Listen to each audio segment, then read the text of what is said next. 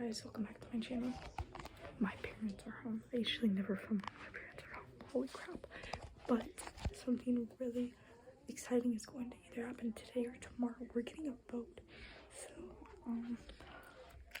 yes, I'm very excited. We're getting a freaking boat, you guys. Like,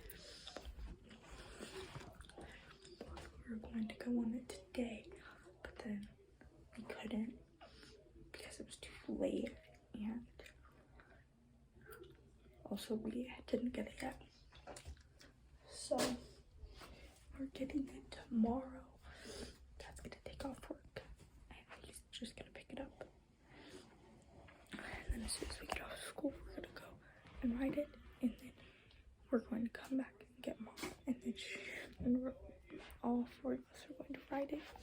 So that's just like a little bit of an update. I really hope you did get it.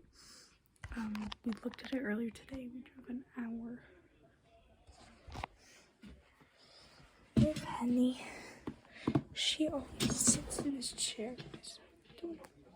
Why? Why do you sit in this chair? Anyways, it's like just a very quick update. So I never film when my parents are home. So